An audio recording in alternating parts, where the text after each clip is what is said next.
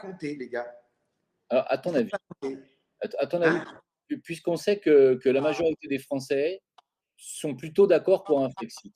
Moi, j'aimerais comprendre pourquoi ils sont tous prêts à voter pour Bardella plutôt que pour vous?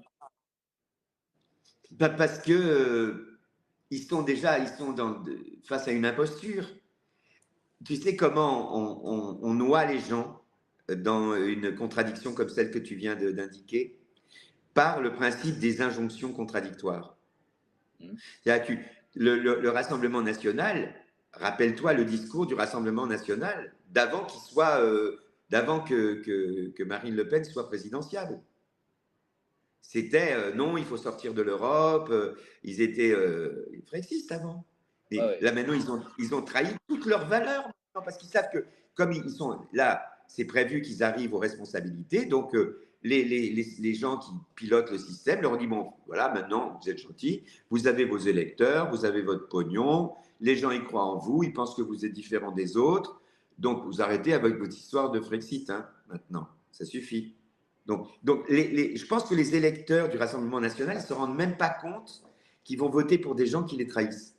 Ils ne se rendent même pas compte parce que les injonctions contradictoires font qu'ils ne savent même plus.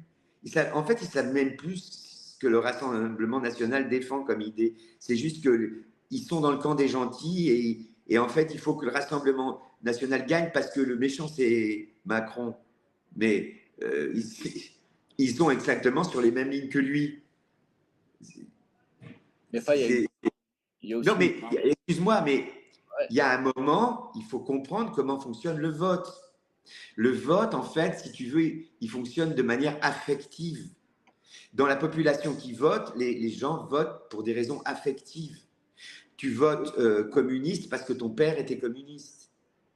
Ou tu votes à droite parce que ton père est communiste et que tu ne peux pas saquer ton père.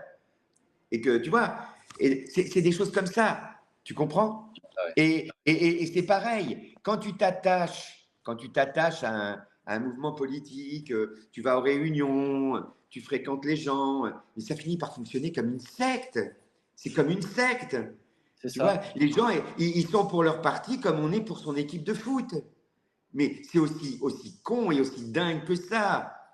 Faut arrêter de penser que c'est sérieux. Tout ça est une farce. C'est une farce. Et en fait, pour renverser la table, aujourd'hui, il n'y a qu'une manière de le faire. C'est que le plus grand parti de France, les abstentionnistes, disent OK, on va voter pour le plus petit parti qui se présente.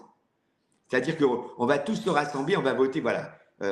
Par exemple, Dieudonné et Francis Lalanne, ils ont fait une liste. Allez, on vote pour Dieudonné comme on aurait voté pour Coluche ou pour Balavoine.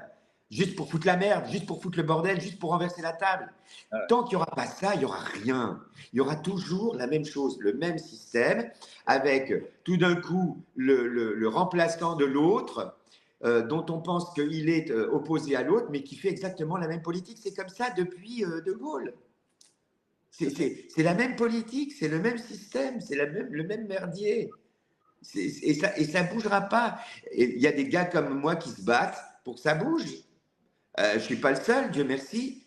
Mais tant qu'il n'y aura pas la grande mobilisation autour des insignifiants comme moi, ben, ce sera toujours les gens du pouvoir qui vont récolter les marrons du feu. Parce que demain, attention, parce que tu parlais de la fraude. La fraude, tu peux quand tu maîtrises, c'est-à-dire quand tu sais qui va voter, quand tu sais comment les gens vont voter, là, Ouais. tu peux organiser. Mais si tout d'un coup, tu as la grande masse des abstentionnistes qui décident de voter, tu ne peux plus frauder.